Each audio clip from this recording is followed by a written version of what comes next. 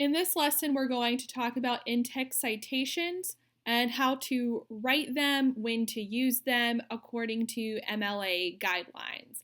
And yes, we talked about in-text citations when we talked about mouse and writing our rhetorical analysis, but this lesson goes into a lot more detail than that.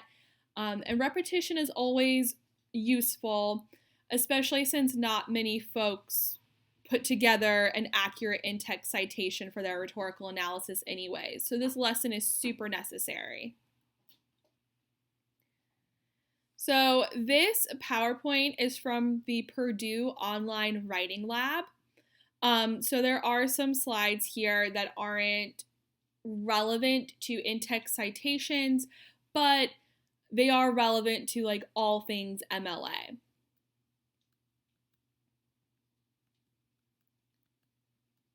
So let's talk about in-text citations. An in-text citation is a brief reference in your text that indicates the source you consulted. It should direct readers to the entry in your works cited list for that source. It should be unobtrusive, and this means it should provide the citation information without interrupting your own text. In general, the in-text citation will be the author's last name or the abbreviated title of your article if it does not have an author associated with it, along with a page number enclosed in parentheses. So we are all using academic, peer-reviewed scholarly articles from academic journals. This means your in-text citations will more than likely contain the author or authors' last names and the page number. But we'll talk about some other scenarios you might run into. So you've seen this example before, but this contains 3 different in-text citation scenarios. So in this first sentence, Wordsworth stated that romantic poetry was marked by a, quote, spontaneous overflow of powerful feelings, end quote. And then in our in-text citation here, we have page 263. So we don't need to have the author's last name inside of this in-text citation because the last name is mentioned in the signal phrase. But we do need to have the page number so that we, the reader, know what page we need to go to in this book, Lyrical Ballads, in order to find this quote. This second sentence reads, romantic poetry is characterized by the, quote, spontaneous overflow of powerful feelings, end quote, Wordsworth 263. So within these parentheticals, within this in-text citation, we have the author's last name and the page number. We have to include the author's last name in this in-text citation because it is not referenced in a signal phrase in the sentence. So, imagine we have a long list of sources on our works cited page. We need to have the author's name in order to find the corresponding text for this page number, or the text that corresponds with this page number. And then in this final sentence, Wordsworth extensively explored the role of emotion in the creative process, 263. So this example is illustrating 2 things. 1, the author's name mentioned as a signal phrase, which means we don't have to put the author's name in the in-text citation. And it's also indicating that you should use in-text citations whenever you reference a source. So even though this sentence is not using the exact words used by Wordsworth, it is still referencing Wordsworth's ideas, which means there needs to be an in-text citation. So this slide explores signal phrases a little bit more. So if the essay provides a signal word or phrase, usually the author's last name, the citation does not need to also include that information. So here we have 2 examples. Humans have been described by Kenneth Burke as, quote, symbol-using animals, end quote. And then we have page 3 inside of our in-text citation. And then in our second example, humans have been described as, quote, symbol-using animals, end quote. And inside the in-text citation, we have Burke 3. So in this first example here, Kenneth Burke's name is used as a signal phrase, which means we don't need to mention his name or his last name in the in-text citation. In this second sentence, Kenneth Burke's name is not used as a signal phrase, which means his name needs to be referenced in the in-text citation. So I know there's at least one person in both of my English 111 classes who has a source with no associated author. So this situation exemplified here may not apply to most of you watching this video, but it could apply to assignments you complete in the future for other classes. So if you have an article with no author, you would inside of the in-text citation, you would insert the abbreviated title of your article. So because you have no author, you would use the abbreviated title of your article. So in this slide, we have the corresponding works cited citation entry for this source right here. So the full title of the source cited in the previous slide is The Impact of Global Warming in North America. And because it has no author associated with it, inside the in-text citation, we have Impact of Global Warming, which is the abbreviated title of the article.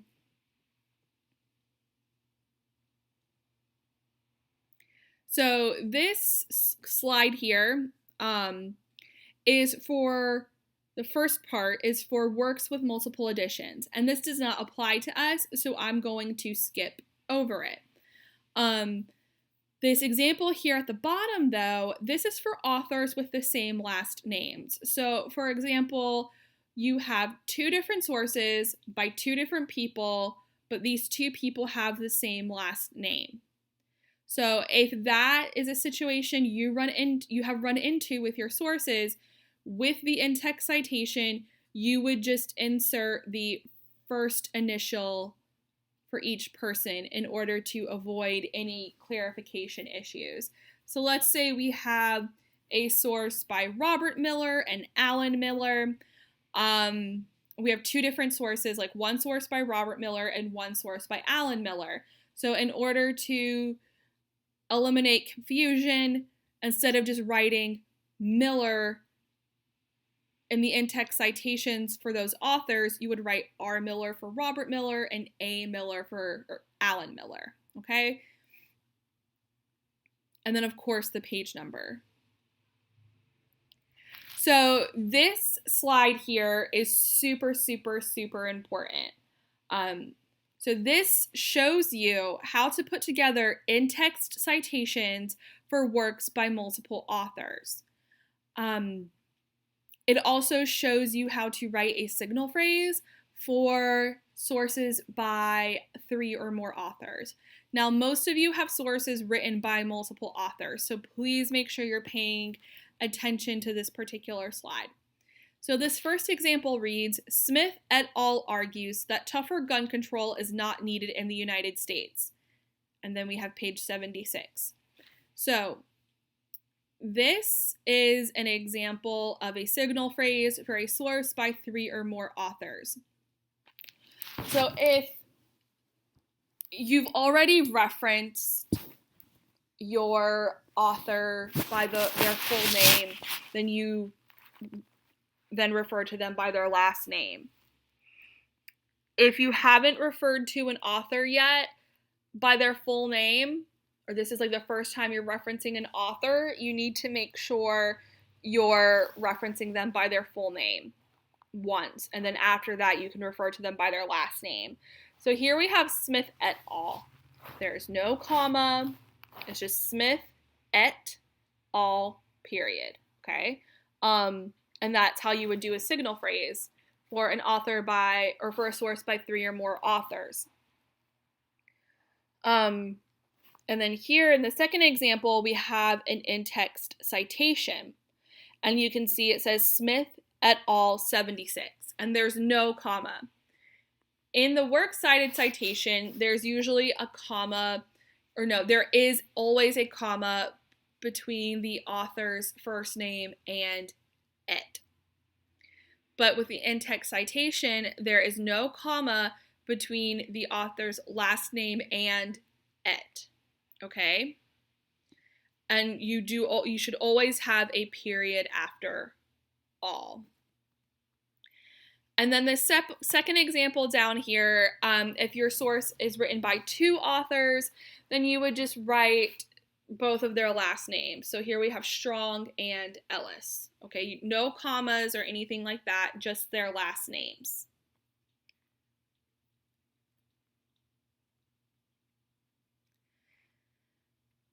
If you have articles, like several sources by the same author, then you need to do something special in order to make sure it's clear what information came from which source.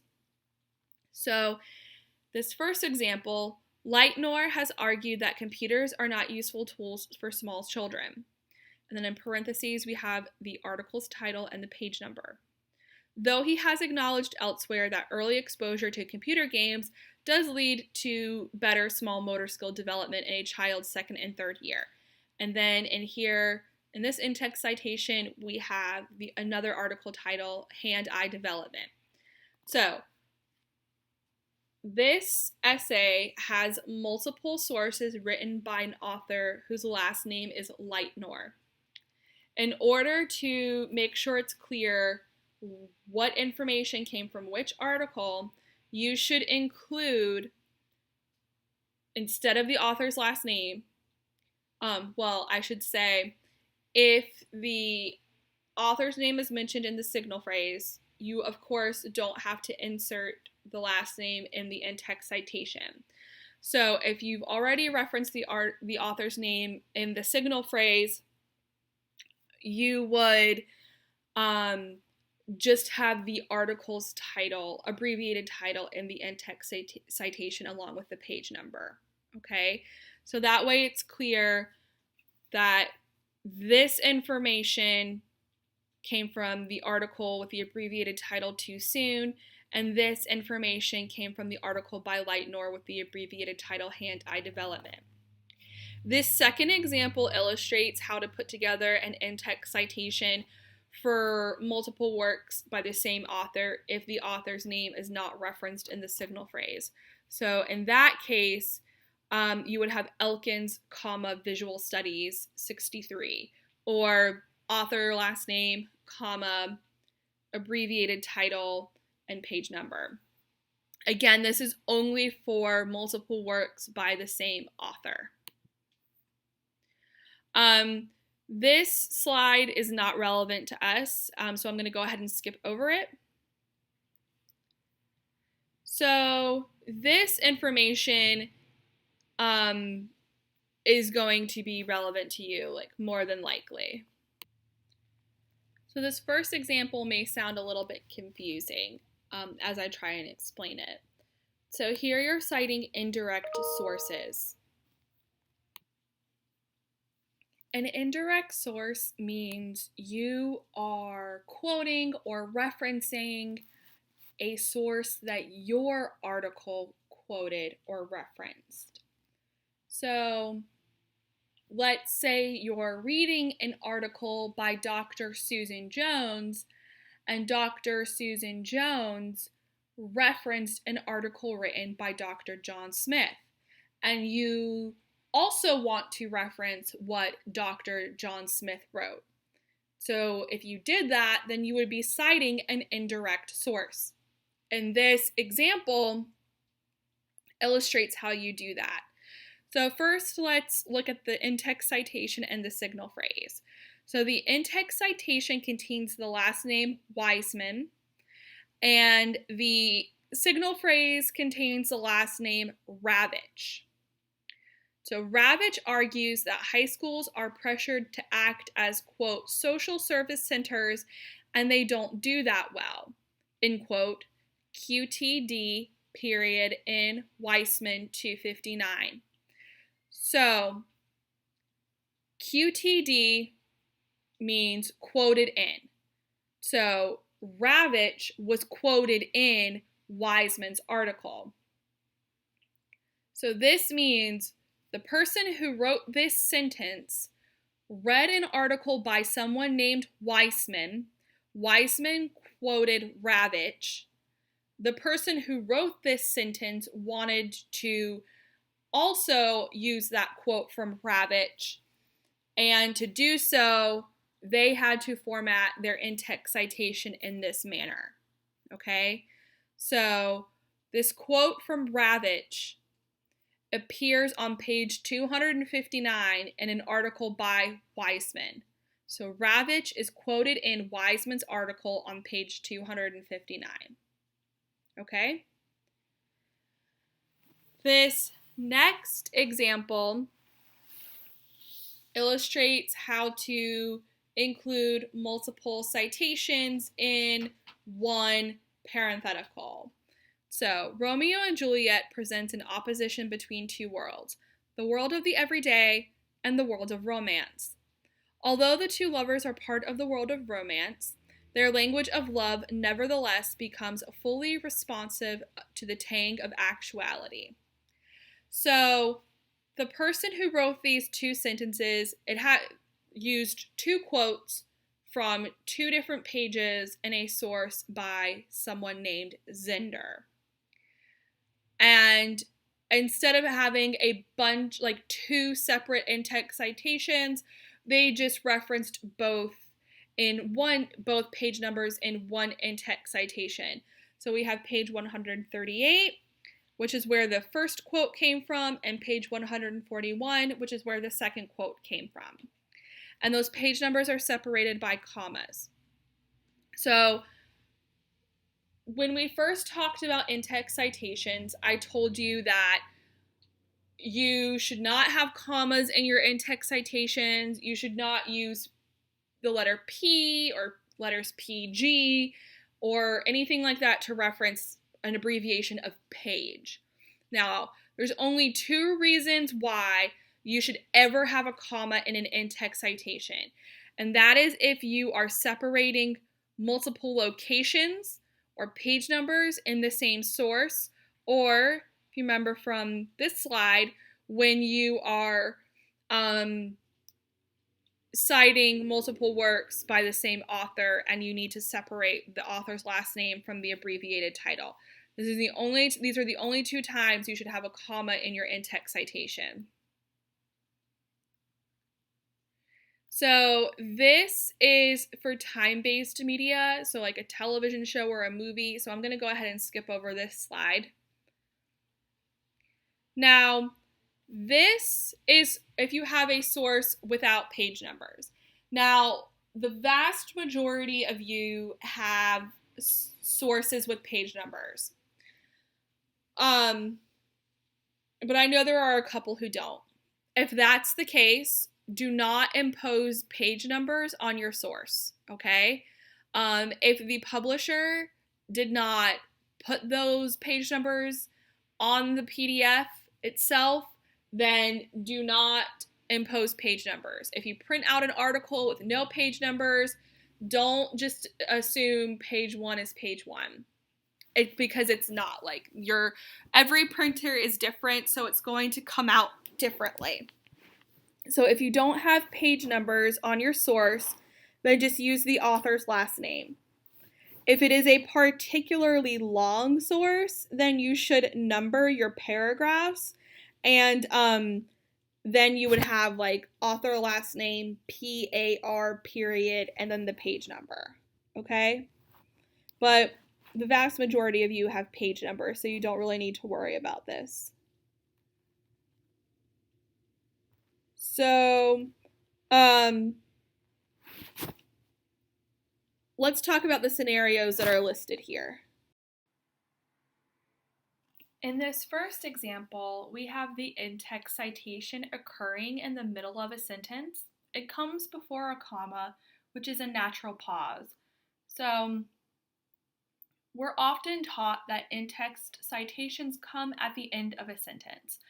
And that's because that's usually where the first natural pause in a sentence occurs. Sometimes there are natural pauses earlier in a sentence, but I do discourage you from inserting in-text citations in the middle of a sentence, mostly because we're at a stage where we're still trying to get a handle on how to use commas. And so usually when someone puts an in-text citation before a comma, it becomes confusing because the comma is not correctly used. So I would just go with the rule we've known since we first heard the phrase in-text citations, and place your in-text citations at the end of your sentence, before the period. And that's what we see here in this second example. We have the author's name as a signal phrase, and our in-text citation occurs at the end of the sentence. And this third example here, we see a question mark being used, and even though the original, like the quote being used, is not part of a question, the sentence it has become a part of is a question. So we need to maintain the grammatical integrity of that sentence and use a question mark, okay? So the rest of this PowerPoint doesn't really apply to us. So here, this slide talks about block quotes, but you're not using block quotes, so we don't have to worry about it. I do want you to know this information is here just so that you can use this PowerPoint as you progress through your college education, especially if you are in a program that will use MLA. So again, here, this one's talking about poetry, which we're not really, I don't think anyone's quoting any poems here, but it could still be useful to you for future classes.